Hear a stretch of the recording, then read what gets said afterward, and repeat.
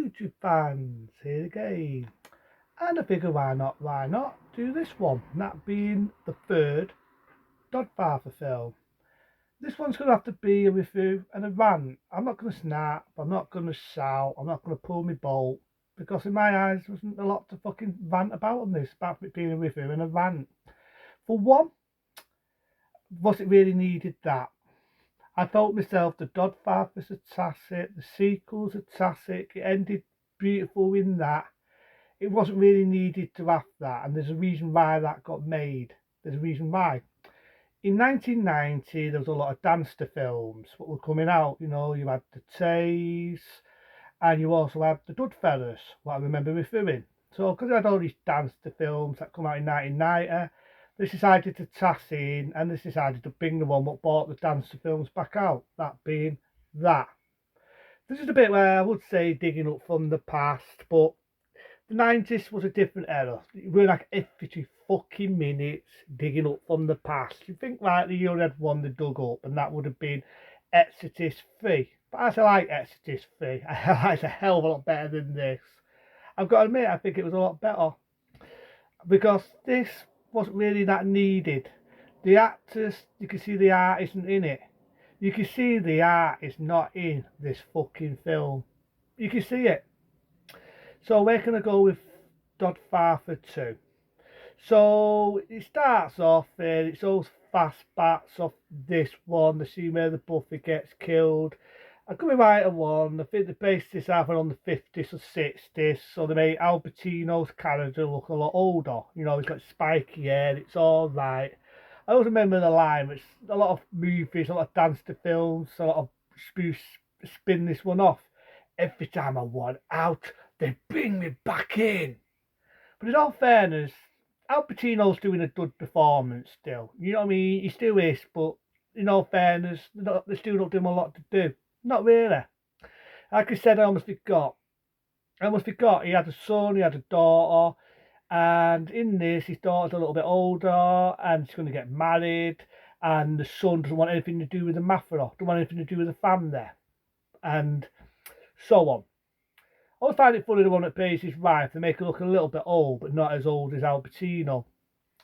And like I say, all the actors, all the actresses, fucking, I've got a fucking Marion from the Rocky films. I don't feel sorry for these actors because you see this is the end of a career because Rocky 5 didn't make good money, it totally fucking bombed. And this wasn't as big as 1 and 2. So you can see this was coming to the end of a career as an actress. I mean, I do remember in the early 90s, this is a TV film with Want Some More. I remember seeing that. It's very professional. You want some more, not pay Bond and pay a different character. But in this, you can see the art isn't in it. All the actors, all the actresses, and so on, the art is not in this one because they left it too late to make this. They left it too fucking late. And it's like I said, not the 90s was a different era. They weren't constantly doing this like they do nowadays, digging up from the fucking past. They tried to do something different. I will give it that. I like the idea that now it's a couple of years later. They make Al Pacino look older. It's professional. She's not talking about like Marlon Bando and chat like this. I'm going to make you a deal. It's professional. She's two acting like the character, not talking about like a Marlon Bando. So I will give it that. But one, you don't even know half the time who the fucking villains are. They're all trying to kill one another. It's professional. See Levi Warner as a character. It was a couple of days before he sadly passed away. And, well, he passed away in 2000 something, so it's one of his later films before he retired from acting, I would say. And, like I say, those from a trying to kill one another. And this is something else what's a letdown. I almost forgot to say. 1 and 2 was ultra defiant. You know what I mean? In the days of VHS, they became an 18 rating. They pushed it out on the 18.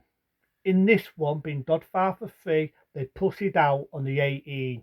So there's a bit where the doctor fires out, it shoots everybody up. You don't see that much blood because they push it out on the 18. So it's not as out-defiant. So unlike most gangster films where it's physical, you see people getting sort of blood streaks, blood splats like you see in James Tam, and he's getting shot up. You don't see any of that. No horse's fucking head. None of that because they pussy out on the 18.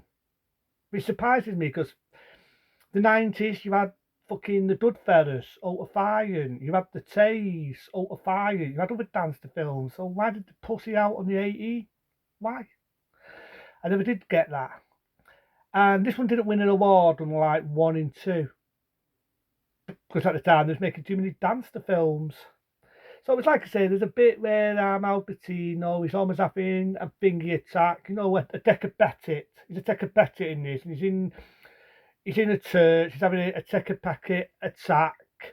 They're giving him fucking water and biscuits, and I'm thinking, where the fuck did this come from? He was never decapacitic in 1. He was never been out to be decapacitic, when that's the word right, in number 2, but in this one he is. And like I said, there's a few good actors in it, and they're doing what they can do. So, near the film, they're all doing what they normally do, bugging one another off. Levi Warren gets poisoned in his opera. Al Pacino's one of him now. He doesn't want to be in the mafia no more, but he's got no option. That's when he gets that tacit line. Every time I went out, they bring me back in. I always remember that line. That's the best bit of Al Pacino's performance in the film. I've got to admit that. So the daughter's about to get married. All the dancers run in. They aim to shoot Al Pacino, but by accident they shoot the daughter. The daughter dies in Al Pacino's hands, the dad. And then it's got a couple of years later, you've got that classic music, do do do do do do do do do do do. I can do the rest. He's now an old man. He dies a lonely old man. End of movie.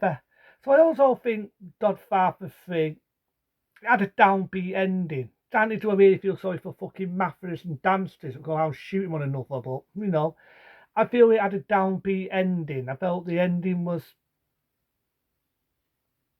pretty downbeat and it was a letdown compared to what you have in 1. It was a letdown what you have in Godfather 2. It was a letdown. Because I just didn't think we really needed a Godfather 3. I just think at the time there was tassing in all these gangster films, so they decided to dig something up from the fucking past. So they decided to come up with Godfather 3, which funny enough they did the same with fucking Exorcist 3.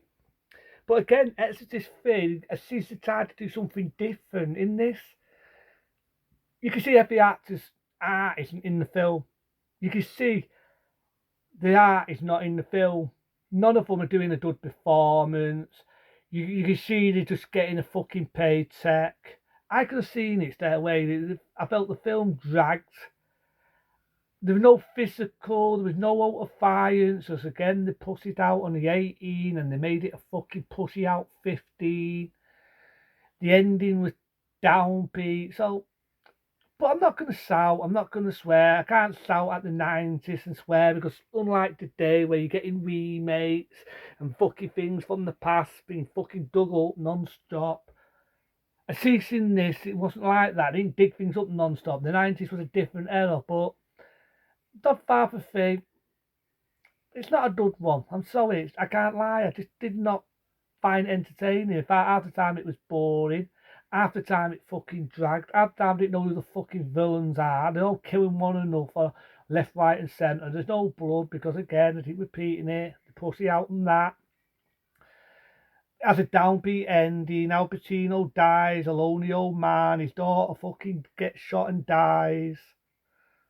What else can I say? What else? I'll be fair because some of the acting, they do, even though you can see their art's not in it, Al Pacino does a good performance. So I would just give it that as a rating. I'm sorry, but I've got to be an arsehole. I just felt myself 1 and 2 was more the better film.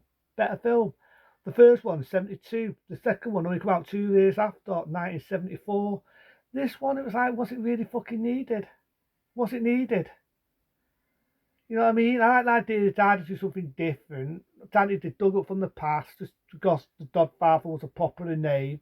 But I just didn't think that one was needed. And I felt it was fucking a letdown. I felt the ending was a letdown. I felt it was downbeat. Oh, what they went through. But again, do I do a shit? They were Methodists, and the Methodists are not exactly nice people. But not saying that, I might find a fucking horse's head in my bed. But I'm just going around the houses now. But I just didn't think the Godfather 3 was needed, and I just don't think it was a good film. But it doesn't mean it's all the devil's shit. You got good performance, but again, here and there, the art I just didn't think was in it. I just don't think the art was in it. So, but into them, be smart, be safe. See you later.